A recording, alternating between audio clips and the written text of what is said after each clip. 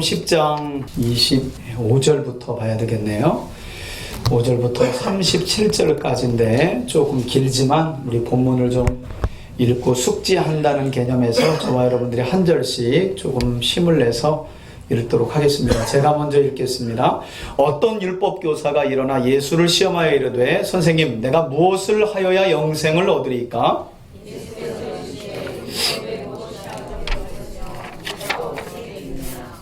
대답하여 이르되 내 마음을 다하며 목숨을 다하며 힘을 다하며 뜻을 다하여 주 너의 하나님을 사랑하고 또한 내 이웃을 내 자신같이 사랑하라 하였나이다.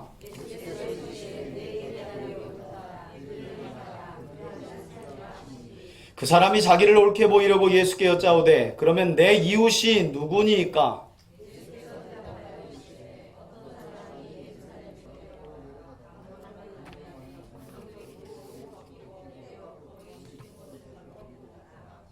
마침 한 제사장이 그 길로 내려가다가 그를 보고 피하여 지나가고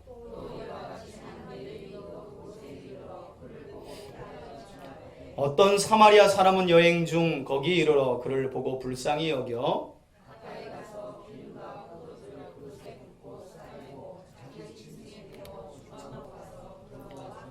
그 이튿날 그가 주막 주인에게 데나리온 둘을 내어 주며 이르되 이 사람을 돌보아 주라. 비용이 더 들면 내가 돌아올 때에 갚으리라 하였으니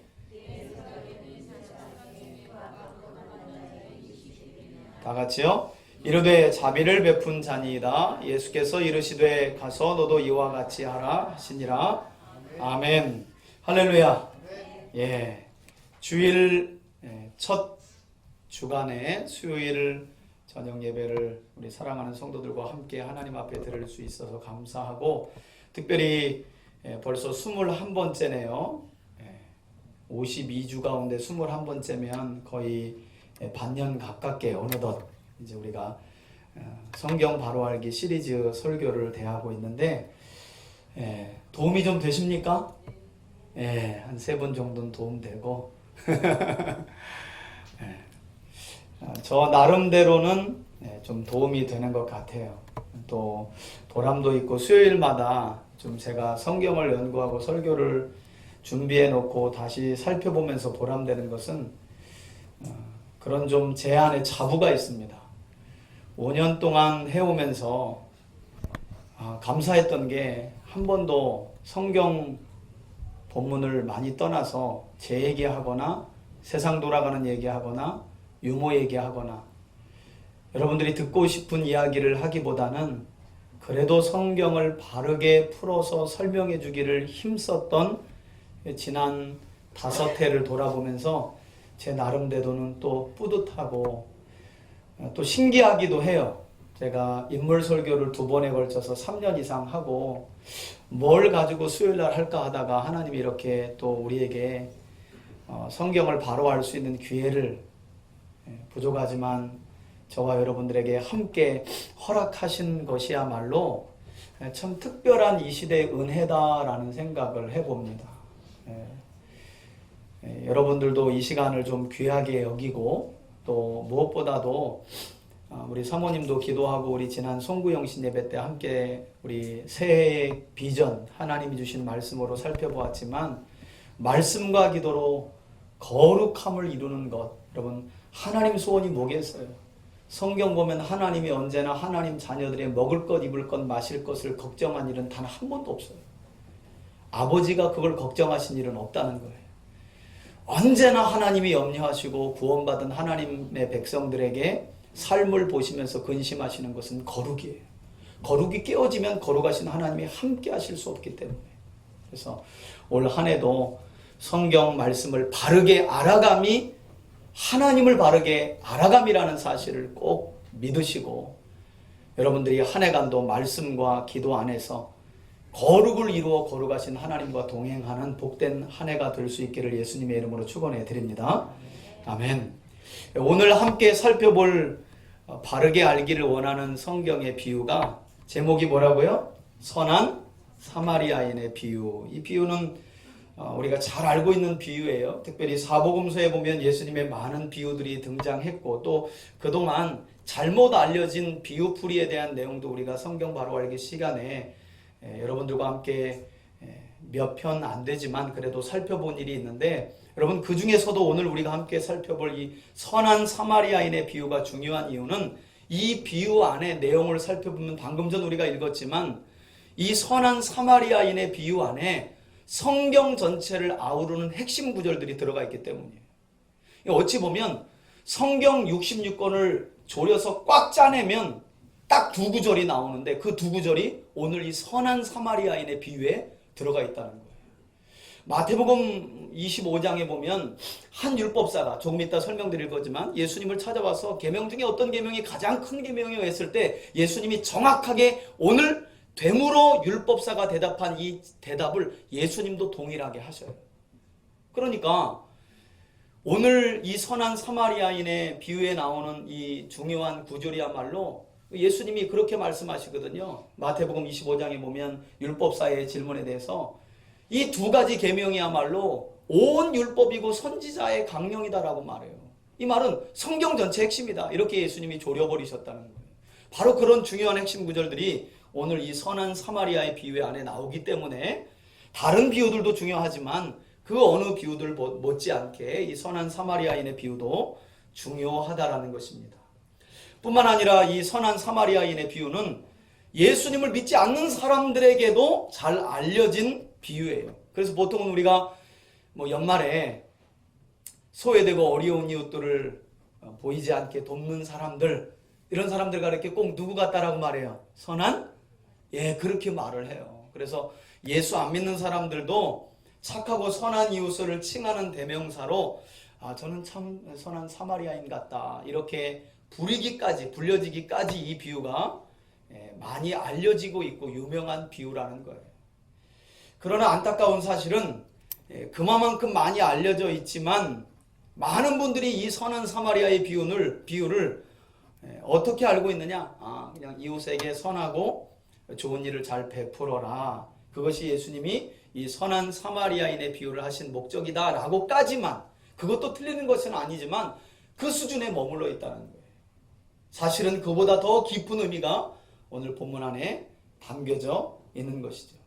그러므로 이 중요한 비유를 오늘 저와 여러분들이 이 시간에 함께 살펴보면서 핵심은 그거예요. 예수님이 이 선한 사마리아인의 비유를 통해 우리에게 말씀하시는 바가 뭐냐? 결국 주님이 요구하시는 게 뭐였냐?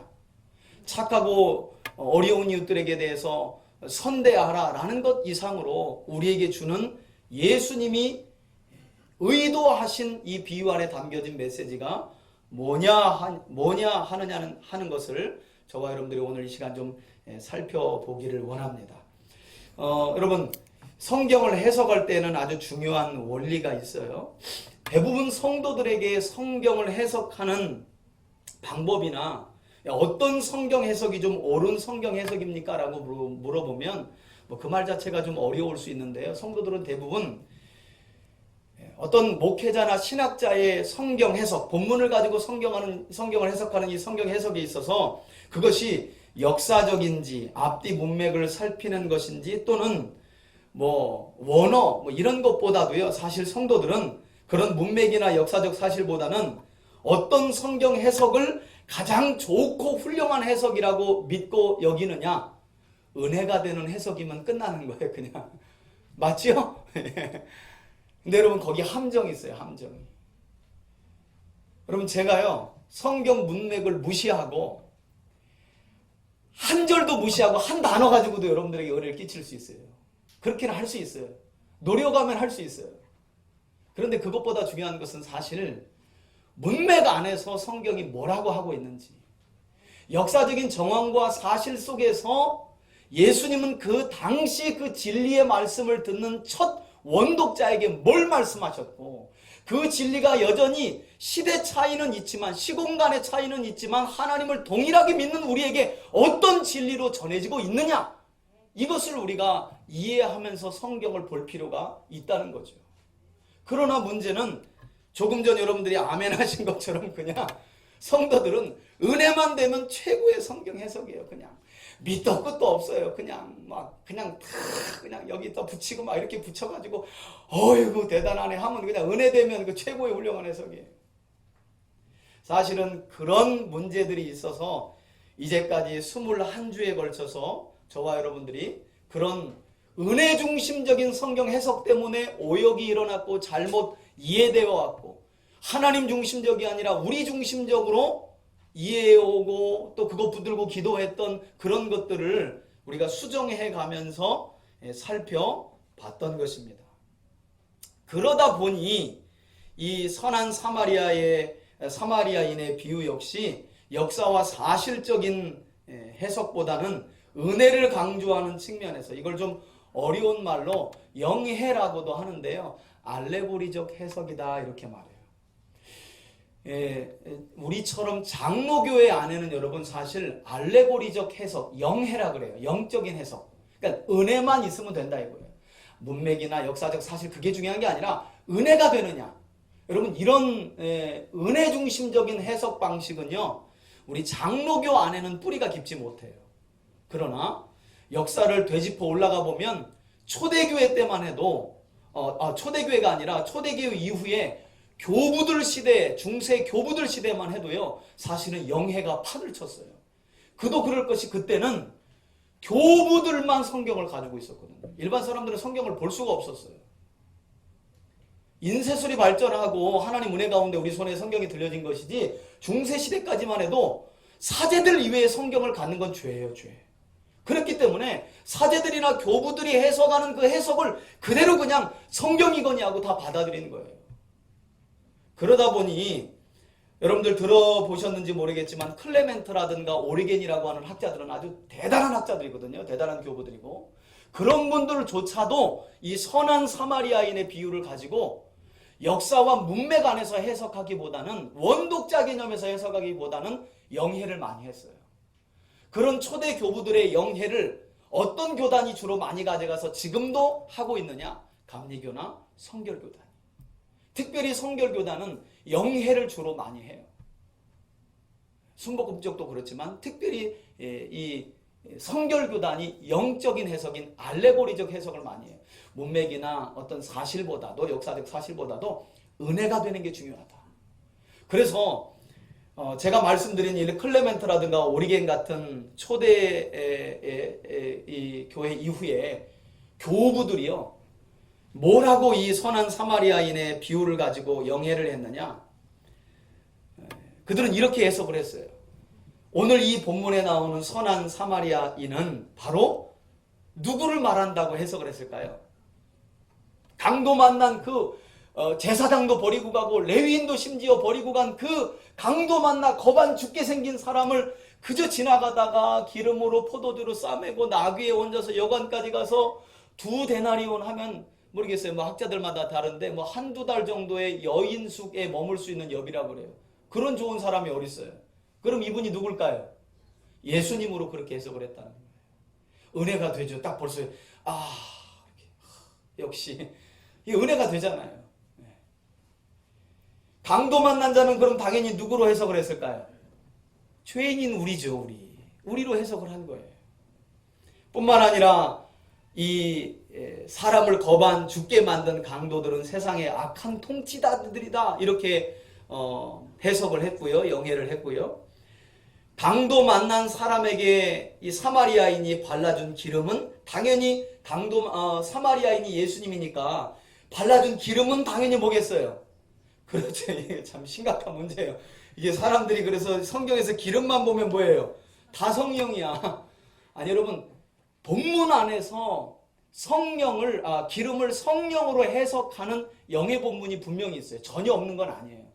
그러나 성경을 볼 때 그것을 문답식으로 해석을 하면서 문자적으로 다 모든 기름에 성령을 갖다 끼워 맞추면 큰일 나요. 왜냐하면 열왕기하에 가서 하나님이 엘리사를 선지생도 가정에 보내는데 이미 풍지박산 난 거예요. 뭐 신학교 가려고 아마 이비저비 사채까지 다 끌었었나 봐. 그리고 근데 이 전도사님이 죽어버렸네. 사모님이 빚 가운데 허덕이다가 결국 아들을 종으로 팔아요. 그 가정에 엘리사가 도착해요. 뭘 가지고 오라 그래요? 빈병을 가지고 오라고 그래.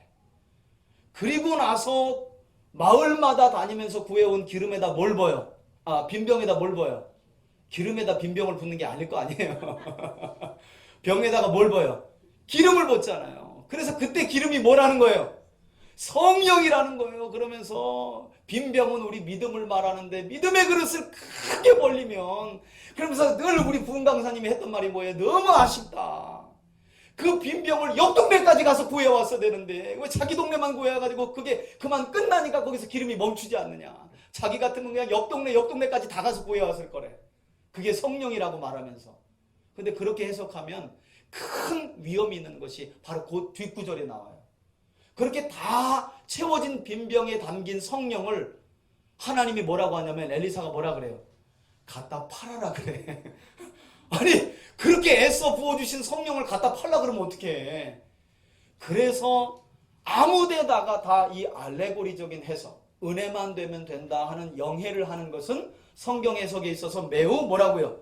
위험이 따른다는 거예요. 그러나 이런 해석을 해왔어요. 그래서 클레멘터라든가 이 오리겐이라는 교부들도 그렇게 해왔고, 지금도 성결교 감리교 일부에서는 이 선한 사마리아의 비유를 그렇게 해석을 합니다. 그래서 이 선한 사마리아인인 예수님이 강도 만나 거반 죽게 된 사람에게 부어주고 발라준 것은 성령이고, 그럼 포도주는 뭘까요? 포도주는 당연히 뭐겠어요? 예수님의 피 이렇게 가는 거예요. 듣기만 해도 그냥 몸이 찌릿찌릿하잖아요. 얼마나 은혜스러워요. 그렇게 죄 때문에 강도 같은 사단을 만나 인생 다 털리고 거반 죽게 된 우리 인생을 선한 사마리아인 같은 예수님이 나타나셔서 종교적인 율법주의자들 다 지나치는데 우리 주님이 우리를 만나주시고 거기에 성령을 발라주시고 부어주시고 예수님의 보혈을 입혀주셔서 우리를 주막으로 인도하여 주셔서 할렐루야. 그래 얼마나 은혜가 돼. 이렇게 해석을 해왔다는 거예요. 이런 것이 바로 여러분 영해라고 부르는 알레고리적 해석이에요. 이것이 그냥 다 잘못됐다 그렇게 보지는 않아요. 그렇게 영해를 할 수는 있는데, 여러분 성경을 바르게 보는 첫 번째는요, 문맥과 역사 안에서 우리가 해석을 해야 돼요. 많은 분들이 성경을 열면 내 시대의 형편과 나에게 자꾸 껴 맞추려고 그래. 사실 성경의 본문은, 모든 본문은 그 본문을 말씀하신 분이 있고 그 말씀을 처음 들은 사람이 있고 듣게 된 배경이 있는데 그걸 무시하는 거예요, 사람들이. 그러니까 이런 잘못된, 조금은 너무 지나친 영해와 알레고리적 해석이 난무할 수밖에 없었다는 거예요. 자, 그러면 이제 오늘 다시 본문으로 돌아가서, 그럼 이 선한 사마리아인의 비유를 통해 예수님이 본래에 말씀하시려고 한 의도가 무엇인가, 저와 여러분들이 한번 좀 살펴보기를 원하는데요. 여러분 오늘 이 비유의 시작을 보면 선한 사마리아인의 비유는 25절의 말씀과 같이 예수님을 찾아와 물었던 한 율법사의 한 첫 번째 질문으로부터 시작이 돼요. 그가 무슨 질문을 합니까? 선생님, 내가 무엇을 하여야 뭐세요? 예, 율법 교사로서 좀 수준이 있어 보이죠? 영생에 관한 관심이 있는 거예요. 그런데 여러분, 이 누가복음서의 기자인 누가는 이 선한 사마리아인의 비유가 누가복음에만 기록이 되어 있잖아요. 그것도 참 이 의사 누가가 누가복음 1장의 말씀처럼 자세히 미루어 살핀 결과예요. 다른 마태, 마가, 요한복음에는 없는 31가지의 이야기가 누가복음에 있어요. 여러분들 볼 때는 그냥 다 똑같은 이야기 같지만 다른 세 복음서에는 없는 31가지 이야기가 누가의 그 수고로움을 통해 이 누가복음 안에 기록됐는데, 그 중에 하나가 무슨 비유? 선한 사마리아인의 비유예요. 그런데 이 누가복음을 기록한 누가는 어떻게 하여야 영생을 얻을 수 있습니까? 라고 말한 이 율법사의 질문을 정상적인 질문이 아니었다라고 누가가 말한다는 거예요. 왜냐? 여러분 성경에도 나와 있지만 이 율법사는 애초부터 영생에 관한 관심보다는 예수님을 뭐 하기 위하여 찾아와서 질문했대요? 예, 맞아요. 시험하기 위한 음모가 그 안에 숨겨 있었기 때문이에요.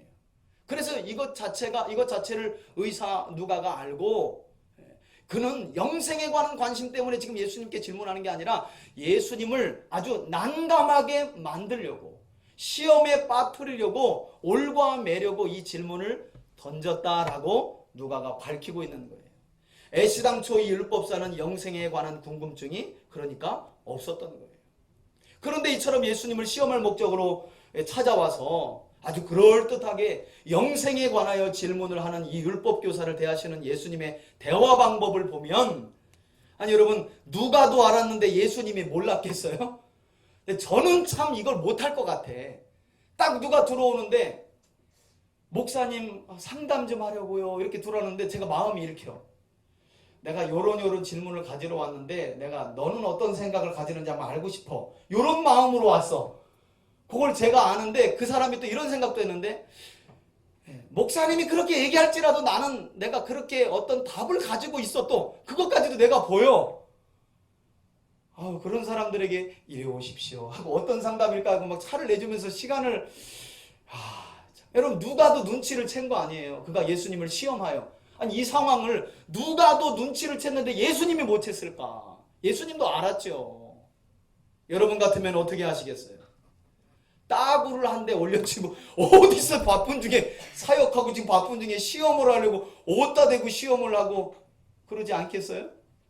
온유하셔가지고 이리 오소서. 쉽지 않은 거예요. 누가도 알 정도면 예수님 벌써 간파하셨을 텐데.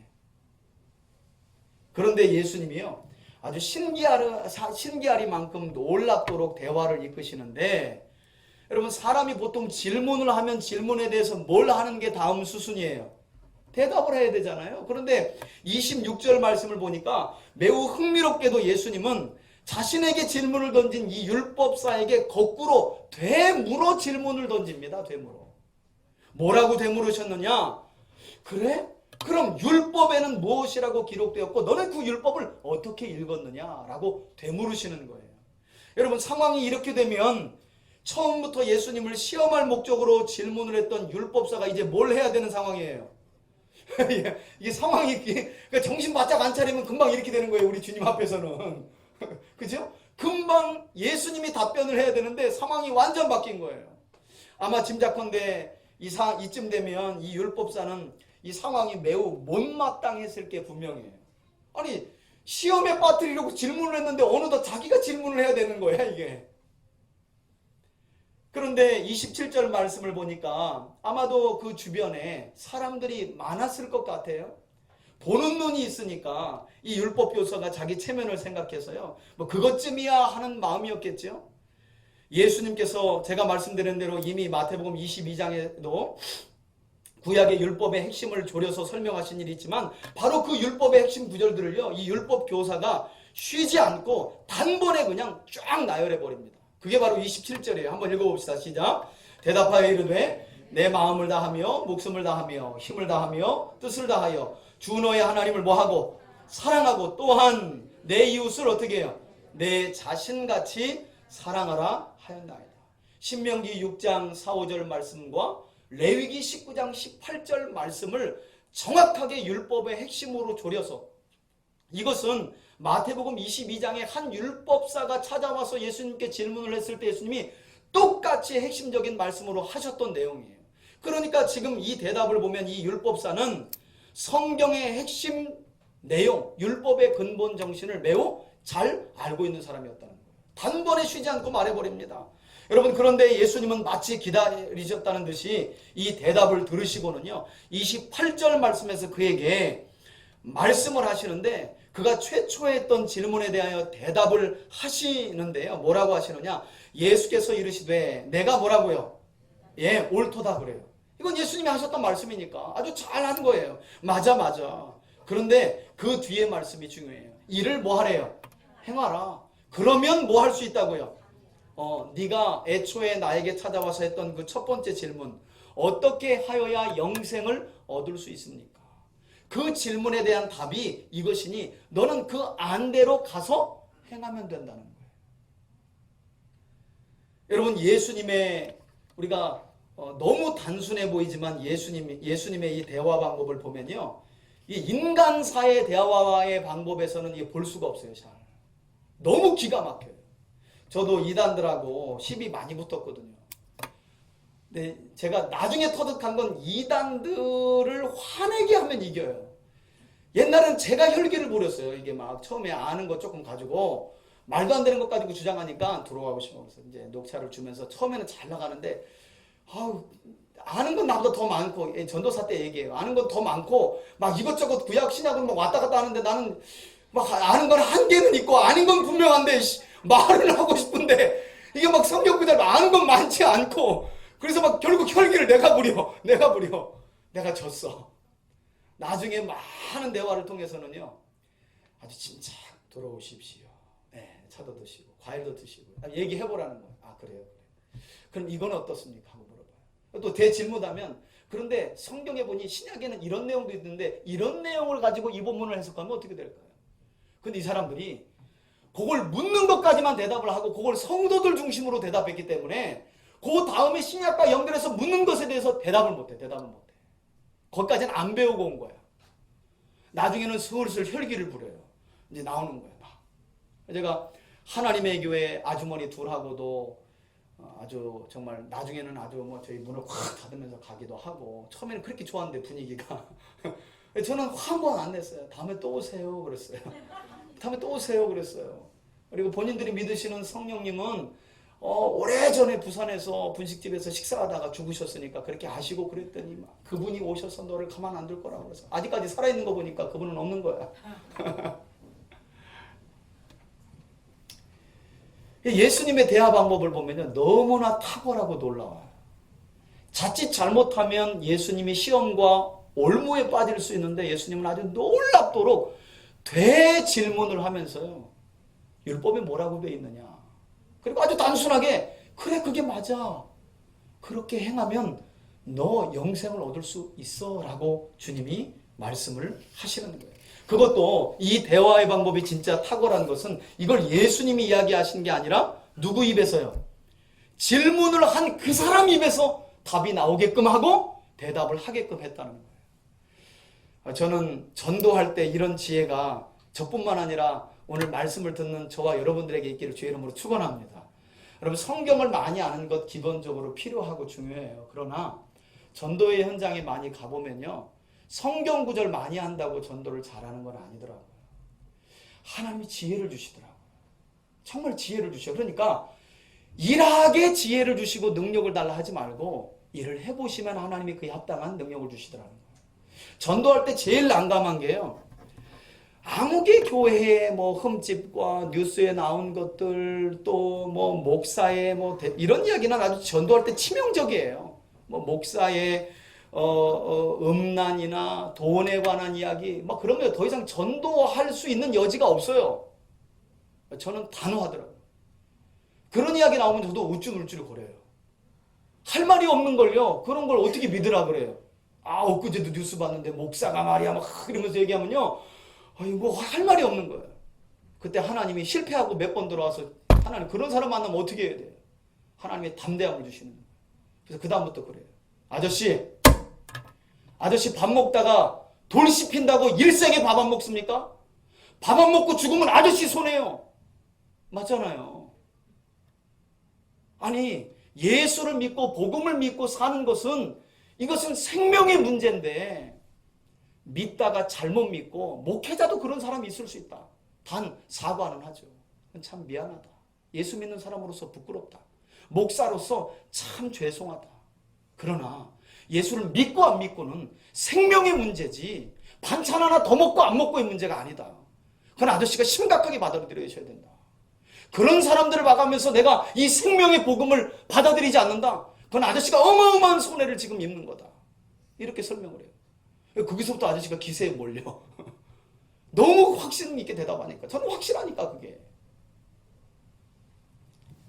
그래서 그 돌에 씹힌 그 밥 이야기로 주구장창 써먹는 거예요. 그 얘기 나오기만 하면 그냥. 뭐 교회가 어떠니 목사님 얘기하면 그래서 밥 안 먹을 거냐고 하는 얘기가 늘 전도 현장에서 하는 거예요. 그럼 할 얘기가 뭐 있어. 밥 안 먹으면 자기 손해지. 죽는 거지. 복음이 그렇다 복음이. 복음을 믿는 사람들에게 있어서 그런 잘못된 삶, 죄 이건 참 교회와 목사로서 죄송하다. 이건 부끄러운 일이다. 그러나 우리 주님은 그렇지 않다. 복음은 그렇지 않다. 하나님 말씀 그렇지 않다. 하나님이 이런 지혜를 주시더라고요. 여러분, 이런 예수님의 대화 중에 있었던 이 율법사, 정말 망치로 머리 한 대 띵 하고 맞은 것 같지 않았겠어요? 분명히 예수님이 당황하는 그런 모습을 보고 싶었는데 자기가 왠지 등골이 오싹하고 싸한 거야. 예수님을 시험에 빠뜨리려고 왔다가 자기가 시험에 빠졌어요. 아마 저나 여러분 같으면 이 정도에서 꼬리를 내리고 내가 부족하구나 하고 돌아갔을 텐데요. 문제는 그 다음에 나오는 이 율법 교사의 두 번째 질문이 문제예요. 이 사람이 이 두 번째 질문을 하게 됨으로 사실 오늘 우리가 함께 살펴볼 선한 사마리아인의 비유가 사실 이 두 번째 질문 때문에 예수님이 예를 들기 시작하시는 것이거든요.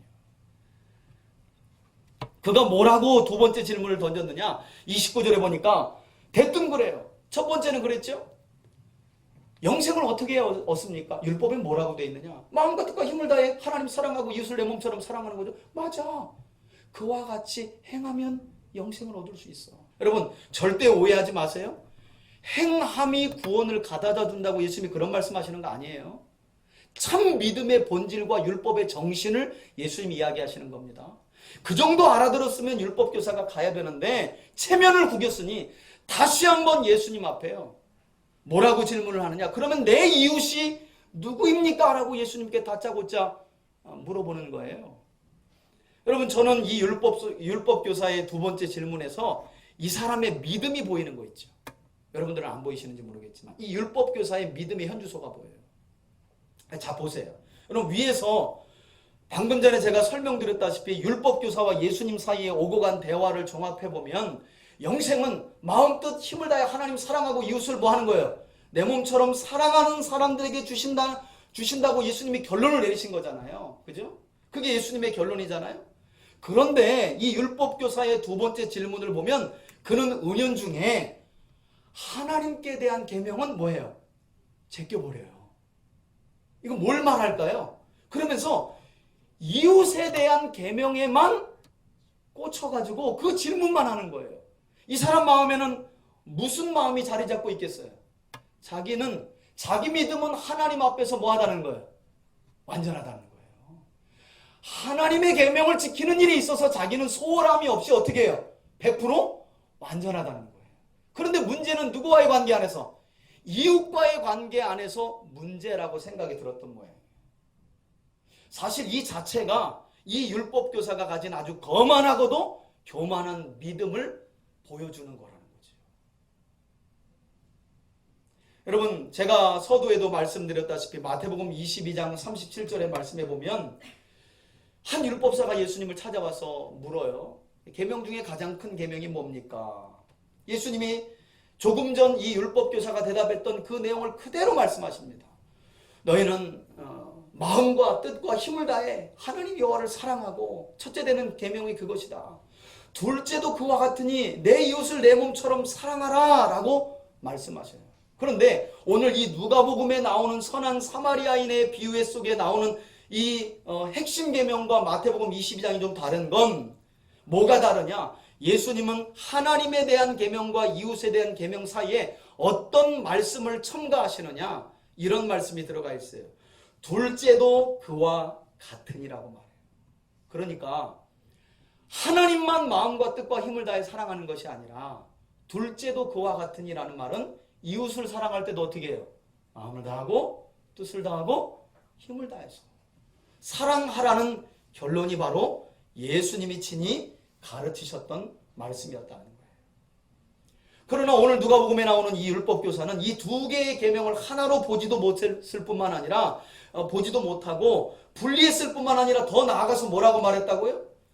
그럼 내 몸처럼 사랑해야 할 내 이웃이 대체 어떤 대상들이냐? 여러분, 이 말은 좀 의역이 필요해요. 이 말은 이 율법교사가 지금 뭐라고 예수님께 말씀드리는 거냐면, 그럼 예수 당신이 나처럼 마음과 뜻과 힘을 다해 하나님을 사랑하며 율법에 능통한 거룩한 사람의 이웃이 될 만한 대상이 누구인지 당신이 정해보라는 거예요.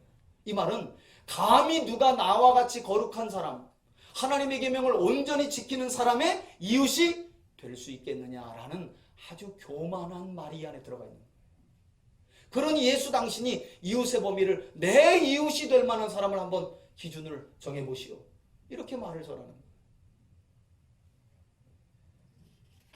그래서 29절 말씀을 보니까 이 비유를 기록하고 있는 성경 기자인 누가도 이런 이 교만하고 거만한 율법 교사의 마음을 알고 뭐라고 앞서 설명하고 있느냐? 이는 그가 자기를 뭐하게 보이려고요?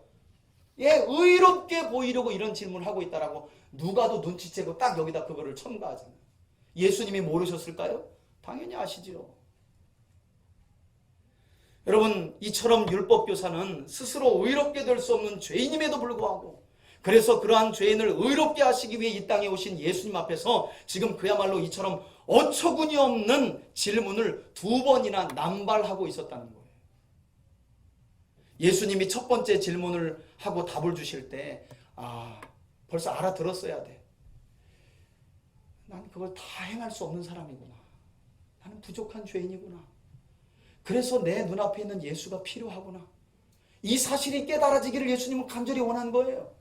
그러나 그는 자기 스스로를 의롭게 보이려고 예수 앞에 또 많은 사람들 앞에 또 뭐라고 질문하느냐? 감히 하나님을 이처럼 온전히 섬기는 나와 같은 사람의 이웃이 누가 될 수 있겠는지 당신이 말해보시오. 얼마나 교만해요. 얼마나 거만해요. 아마 이 정도 되면 제가 예수님의 입장이었다면 뺨은 안 때려도 최소한 이제는 그냥 가라 그랬을 것 같아. 아니 말도 하기 싫으니까 그냥 가. 그리고 그냥 무리들이나 잘 가르쳤을 것 같아요. 그런데 여러분 우리 주님이 다르시잖아요. 우리와는 좀 다르시잖아요. 그래서 결국 이 2번째 질문 때문에 사실 이 교만 가득한 믿음에서 나온 이 율법교사의 질문 때문에 선한 사마리아인의 비유가 등장하게 된 것이지요.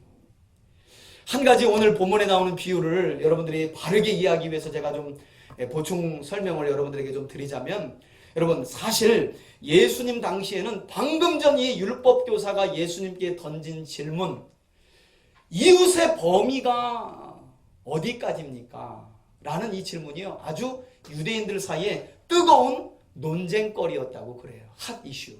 왜냐하면 그도 그럴 것이 방금 전 율법 교사의 의식은요, 대부분 유대인들이 가졌던 의식이었기 때문이에요. 그들은 하나님이 주신 율법 안에 살고 있었기 때문에 하나님과의 관계는 뭐하다고 생각해요? 온전하고 완벽하다라고 믿은 거예요. 그럼 이제 율법의 반쪽인 이웃 사랑만 하면 되는데 문제는 어디까지가 이웃이냐? 이게 너무 난해한 거예요. 왜?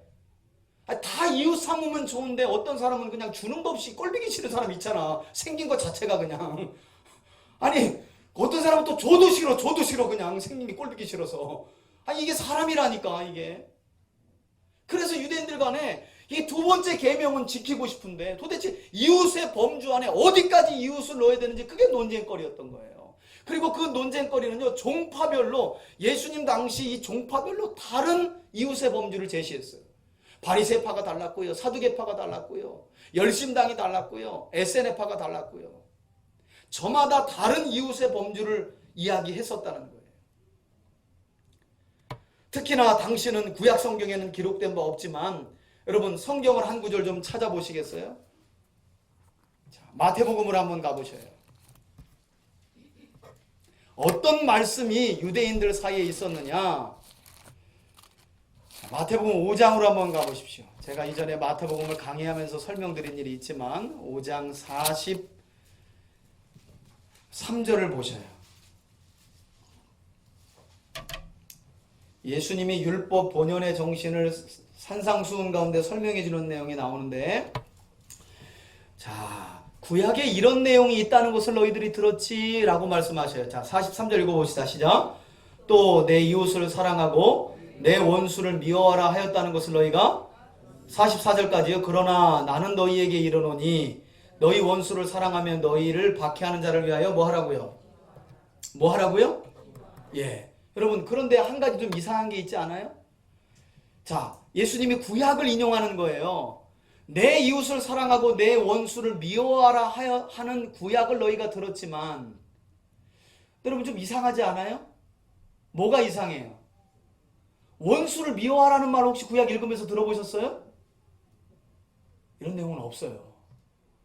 내 이웃을 사랑하라는 말씀 그 밑에 관주에 보면 제가 설명드린 대로 레위기 19장 18절에 적혀 있는데 내 원수를 사랑하라는 말은 있어요, 없어요? 구약에 없어요. 그런데 이게 어떻게, 왜 예수님이 하신 말씀 중에 구약에도 없는 말씀을 마치 구약에서 너희가 이와 같이 들었거니와 예수님이 착각하셨나? 그게 아니라 당시 학자들은 이것이 SNF파 사람들이 가르쳤던 구약의 율법의 구전이라고 가르치는데요. 그러니까 그 정도, 예수님 당시에는요, 이 말씀이 거의 성경처럼 믿어졌다는 거예요. 구약에서 내려오는 성경처럼. 이웃을 내 몸과 같이 사랑하지만 원수는 뭐 해도 된다? 예, 미워해도 된다. 그러니까 예수님 당시의 사람들은 이 SNF파의 가르침을 따라서 구약에 나오는 내 원수를 사랑하라 라는 말씀뿐만 아니라 원수를 뭐 해도 된다는 거예요. 미워해도 된다는 것을 그렇게 알고 실제로 그렇게 살고 있었다는 거예요. 그런 사람들에게 예수님은 방금 전 우리가 읽은 것처럼 아니다 그렇게 하면 안 된다. 원수까지도 사랑하고 너희를 박해하는 자들을 위해서 뭐 하라고요? 예, 기도하라고 결론은 내리셨어요. 여러분, 이런 뜨거운 논쟁거리가 예수님 당시에 있었다는 거예요. 왜? 여러분, 이 사람들이 예수님의 이 해석, 원수를 위해 사랑하고 박해하는 자들을 위해 기도하라, 이걸 받아들였을까요? 안 받아들였을까요? 받아들였으면 예수님을 십자가에 못 안 박지요. 그러면 당시 사람들은 예수님이 인용하신 그대로 믿었을 가능성이 뭐예요? 많은 거죠. 그렇게 믿었다고 봐야죠. 자기가 정한 이웃은 마음껏 뭐 하지만, 사랑하지만 자기가 원수라고 찍은 사람에 대해서는 어떻게 해요? 미워해도 되는 거예요. 그래서 그런 열띤 논쟁이 있었다는 거예요. 어디까지가 이웃이고 도대체 어느 범주에 속하는 사람들이 원수냐. 결국 유대인들이요, 모든 종파를 떠나서 대부분 결론을 냈는데요, 이웃의 범주 안에 들어가지 않는 새 범주가 나와요. 어떤 결론을 내렸느냐? 죄인은 이웃이 아니다라고 이들이 결론을 내려요. 세리 역시 이웃이 아니다라고 범주를 내려요. 창녀 역시 이웃이 아니다라고 범주를 내려요. 그런데 여기 한 그룹이 더 들어가는데요. 어떤 그룹이 들어가느냐? 바로 사마리아인들은 이웃이 아니다라는 범주에 들어가요. 여러분, 뿐만 아니라 이 사마리아인들은요, 이웃의 범주에 들어가지 않을 뿐만 아니라 뭐 오늘 다 이 짧은 시간에 신구약 중간사의 역사를 다 알려드릴 수는 없지만, 여러분, 북이스라엘이 멸망하면서 아수르가 사마리아 성읍에 살고 있는 북이스라엘 백성들을 여러 지역으로 끌고 가서 흩어놓잖아요. 그리고 여러 지역 타민족을 다시 사마리아로 보내서 혼혈 정책을 써버린다고요. 그때부터 시작된 유대인과 혼혈이 되어버린 사마리아인들 사이에는 사실 아주 신구약 중간사를 거치면서는요, 이건 뭐 말할 수 없는 충돌 지경에 이르러 버려요. 심지어는 그리심산, 사마리아 쪽에 있는 그리심산에다 사마리아인들이 유대인들에게 유대인들의 성전에 침을 뱉으면서요, 이제는 우리는 너희들 성전 쳐다보지도 않겠다면서 우리끼리 예배드리겠다고 사마리아에 있는 그리심산에다가 성전을 세워버려요.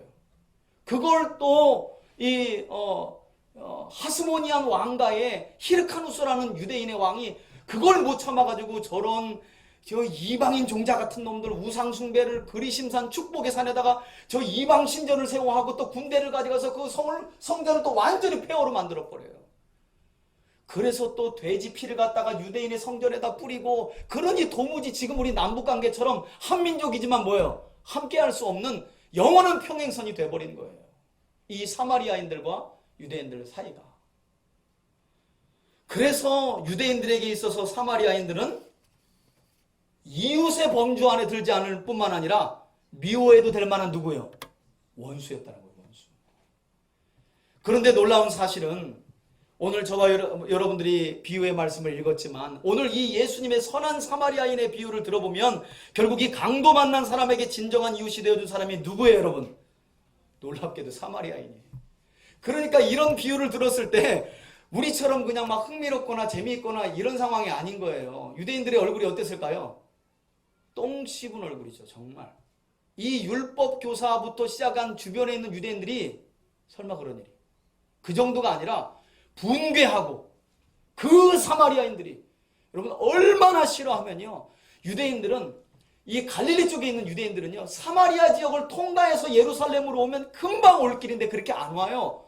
요단강을 건너서 동쪽으로 건너갔다가 다시 쭉 내려왔다 다시 여리고를 거쳐서 예루살렘으로 올라가요. 오늘 왜 강도 만난 자가 있었냐면 바로 그런 루트를 통해서 예루살렘으로 올라가려다가 여리고로에서 예루살렘으로 올라가는 길은요 절벽이 있고 중간중간 동굴이 있어가지고 강도들이 숨어서 강도짓하기에 딱 좋은 곳이라고 말하거든요. 그 정도로 감정이 안 좋은 거예요. 그런데 놀랍게도 오늘 비유의 핵심에 보면 이 선한 사마리아인이 레위인도 제사장도 그저 피하여, 여러분 이 원어를 보면 더 기가 막혀요. 안티라는 헬라어로 시작하는 피하여 보고 지나갔다는 말은요 고의죠. 능동태로 나와요. 딱 보고 나서요 그냥 모르고 지나간 게 아니에요. 보자마자 능동태로 더러우니까 성결과 거룩을 깨기 싫어서 그 사람들이 휙 지나가버려요. 율법의 한가운데 있는 사람들이, 율법을 가르쳐야 하고 율법의 근본 정신 제사를 섬기고 있는 사람들이 그렇게 지나갔는데, 유대인들이 원수처럼 여기는 선한 사마리아인은, 여러분 유대인들만 이런 감정을 가진 게 아니에요. 성경 한 군데를 보시면 사마리아인들도 유대인들에 대해서 이런 감정이 똑같다는 것을 알 수 있어요. 대표적인 성경이 요한복음 4장에 예수님이 어딜 지나가실 때 사마리아의 누구 성? 수가성 여인. 물을 달라고 할 때 수가성 여인이 뭐라 그래요? 아주 퉁명스럽게 얘기하죠. 당신 유대인이면서 어찌 사마리아인은 나에게 물을 달라고 하냐 하면서 아주 우리 성경에는 그런 말이 안 나와 있지만 아주 불쾌한 투로 이 감정의 고를 그대로 그냥 그 여인이 드러내놓는 거예요. 지금 자기 만나주시려고 유대인인 예수님이 피하여 가지 않고 일부러 사마리아를 통과하신 것인데, 예수님 누구신지 그때까지 모르니까 나중에 이 여인이 알고 나면 어떻게 해요? 물동이를 확 집어던지고 내가 그 기다렸던 예수 만났다고 동네 사람들에게 가서 복음을 놀랍게 전하지 않아요? 말씀드린 것처럼 놀라운 거죠. 이처럼 유대인들에게 있어서는 원수처럼 여겨지고 있는 사마리아인이 오늘 예수님의 비유에서는 말씀드린 것처럼 이 강도 만난 사람은 아무리 봐도 유대인으로 보이거든요. 유대인으로. 그 원수와 같은 유대인들에게, 이 유대인에게 손을 정작 내민 진정한 이웃이 되어준 사람은 유대인들이 원수처럼 여겼던 누구요? 사마리아인이었다는 거예요. 여러분, 예수님의 이 비유가 얼마나 이 율법 교사를 기분 나쁘게 했으면 마지막 질문이 너무 인상적이지 않아요? 36절 보세요. 내 생각에는 이 세 사람 중 강도 만난 자의 진정한 이웃은 누구라고 생각이 드느냐? 그럼 당연히 누구라고 말해야 돼요? 그렇게 말해야 맞잖아요. 그런데 입을 콱 닫고 죽어도 누구라고 말하고 싶지 않은 거야. 예, 사마리아인이라고는 말하고 싶지 않은 거예요. 여러분, 이 정도로 감정의 골이 심한 거예요. 단지 뭐라고요? 자비를 베푼, 이렇게 말해야 맞는 거예요. 사실은 자비를 베푼 그놈입니다 이렇게 말했겠지.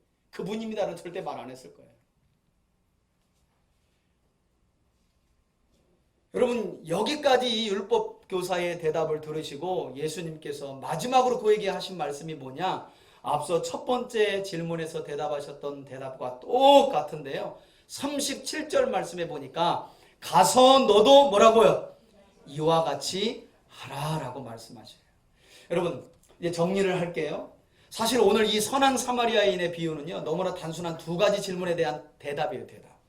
첫 번째는 뭘 질문했죠? 어떻게 해야 영생을 얻습니까? 그리고 두 번째는 뭐예요? 누가 내 이웃의 대상이 될 수 있습니까? 특별히 선한 사마리아인의 비유를 등장시킨 이 두 번째 질문, 내 이웃이 될 만한 사람이 누구입니까? 이 여러분 질문에 대한 답은 사실 예수님께서 간단하게 하실 수 있어요. 제 생각에는. 네 이웃은 이런 사람이야. 이러면 쉬울 걸 가지고 선한 사마리아인의 비유를 주님이 의도적으로 들으셨다니까요. 제 이웃이 될 만한 사람이 누굽니까? 라고 말할 때 네 이웃은 요런 대상이야. 다 임마. 이러면 되거든. 그런데 애써 주님은 이 사람을 이해시키고 깨닫게 하고 그 마음의 교만과 거만과 오만을 내려놓게 하시기 위해서 애써 주님은 선한 사마리아인의 비유를 들어서 그의 마음을 돌이키고자 하셨다는 거예요. 저는 참 하나님이신 이분이 놀라워요. 정말 예수님이 하신 말씀, 한 영혼이 천하보다 귀하다라고 하는 그 말씀은 예수님이 삶으로 온전히 이렇게 실천하신 게 보여요. 그러잖아요, 여러분.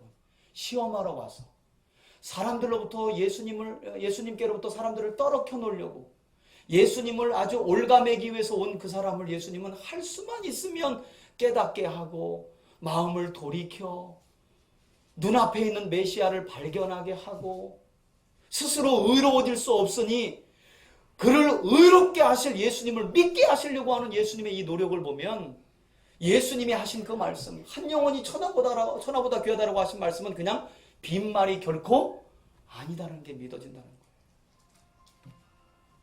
끝났나요?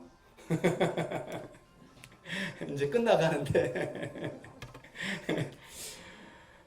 여러분, 이 내용을 보면요, 조금은 예수님이 마치 동문서답하는 것처럼 보일 수 있는데, 이 율법교사의 질문에 대해서 사실은 예수님이 동문서답하는 것이 아니라 지금 이 비유를 통해 예수님이 하시는 말씀은요, 이 율법교사가 예수님께 던진 이 두 번째 질문이 얼마나 잘못된 질문인지, 교만하고 그리고 이기적이고 거만한 질문인지를 주님이 힐난하고 지적하시기 위해서 주님은 이 선한 사마리아인의 비유를 들어 설명하시는 거예요. 그로 하여금 스스로 깨닫게 하시려고. 다시 말해서 누가 내 이웃이 될 만하겠습니까? 라고 질문했던 이 율법교사의 거만하고 이기적인 질문에 대해서 우리 예수님께서는 더 이상은 머리로만 아는 율법이 아니라 삶으로 실천하는 율법 본연의 정신을 바로 이 선한 사마리아인의 비유를 통해 가르쳐 주셨던 것이었고, 이것은 결국 지금 이 시대를 살아가는 우리에게 뭘 설명해 주고 있느냐? 하나님의 사람들이 자신의 몸과 같이 사랑해야 할 이웃은, 여러분, 온 율법과 선지자의 강령이라는 거예요. 마음과 뜻과 힘을 다해 하나님을 사랑하고 이웃을 사랑하는 것이. 그러면 이웃 사랑하는 것 지금도 여전히 저와 여러분들에게 중요해요? 중요하지 않아요? 매우 중요한 거죠. 그때나 지금이나 매우 중요한 거예요. 더욱이나 예수님은 그렇게 설명하셨다는 거예요.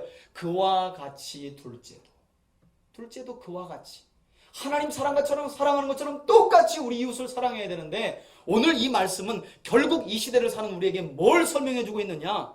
우리가 우리 몸처럼 사랑해야 할 이웃은, 한번 따라합시다, 내 기준으로 정하는 것이 아니다. 그걸 말해주고 있는 거예요. 내 기준으로 내 이웃을 정하는 것이 아니라 어려움에 처한 당사자의 처지와 형편을 보살피고 돕는 것이야말로, 그런 사람이야말로 참된 이웃이고 참된 벗이고 참된 진정한 이웃이라고, 그런 이웃된 삶을 사는 사람들에게 주님은 영원한 생명을 약속하신 줄 믿습니다. 그러므로 오늘 이 말씀을 듣는 저와 여러분들에게 저는 이렇게 말씀하고 싶어요. 그러면 참 교회 안도 사람이 사는 곳이라 오면, 사람은 그래요. 처음에는 낯선 분위기에 빨리 적응하고 싶고요. 그거 지나면 그 다음부터 하는 일이 뭐예요? 내 친구가 될 만한 사람들이 있는가를 찾아요. 뭘 가지고 찾을까요? 오늘 이 율법교사의 믿음처럼 뭘 가지고요? 자기 기준을 가지고. 내 형편과 내 사정과 내 기준에 맞추어 이웃이 될 만한 사람이 이 교회에 있나? 이렇게 찾는 거예요. 저는 이런 율법교사와 같은 믿음을 가진 사람이 오늘 이 말씀을 듣는 우리 가운데는 없기를 바랍니다. 오늘 예수님이 그 말씀하시는 거예요. 하나님 사랑하는 것처럼 중요한 이웃사랑. 그러나 그렇게 내 몸처럼 사랑해야 할 이웃사랑은 내 기준으로 정하는 것이 아니라 어려움에 처한 그 상황에 맞추어 그를 보살피고 그 어려운 것을 진정으로 도울 수 있는 그런 사람만이 참된 이웃이요, 진정한 이웃. 그래서 저는 여러분들에게 그런 좀 도전을 드리고 싶어요. 교회 안에 보면 소외된 사람들이 있잖아요. 교회 와서도 소외된 사람들이 있습니다. 원수처럼 여기는 사람도 있는걸요. 아이, 싫다는 거예요, 저 사람하고는. 목사님, 저 사람하고 엮지 말라는 거예요. 그런 사람들에게 이 선한 사마리아인과 같은 마음이, 그런 상황이 있다면 저와 여러분들에게 부어질 수 있기를 소원합니다. 이웃의 범주 안에 넣고 안 넣고는 우리가 정하는 게 아니에요. 그렇게 해서 우리가 우리 몸처럼 이웃을 사랑할 수 있는 게 아니에요. 다만 어려움에 처한 이웃이 있으면 그 사람의 눈높이에 맞추는 거예요. 그럼 목사가 목회를 어떻게 하겠어요? 제 눈높이를 가지고 목회하면요, 여러분 다 죽어요. 못 따라가요. 피곤해요. 이 사람이 이러면요, 성경과 크게 벗어나지 않는 것은 덮어주는 거예요. 그럴 수 있지. 그럼 그럴 수 있지. 나하고 좀 기질이 다르고, 때로는 성급하고, 때로는 나와 안 맞게 느릴 수 있고, 때로는 말만 잘하는 사람일 수 있어요. 행동보다. 어떤 사람은 말보다 행동이 빨라. 그러나 그 모든 대상은 우리가 우리 몸처럼 사랑해야 할 이웃이라는 사실을 기억하고, 저와 여러분들에게 오늘 이 시간 선한 이 사마리아인과 같은 진정한 이웃 때문에 믿음과 마음이 있기를 예수님의 이름으로 축원해 드립니다. 그래서 우리가 섬기는 교회 안에 누군가 들어오든지, 교회를 다니다가 마음이 다치고 상황과 형편이 어려워 쓰러져 있을 때, 사람들은 피 묻기 싫어서 지나가고, 저 사람은 그때 내 의견에 반대해서 지나가고, 저 사람은 애초부터 나하고 기질이 안 맞나 지나가고, 다 지나가면 이 사람 죽는 거예요. 그럴 때 원수라도 내 이웃처럼 사랑하라.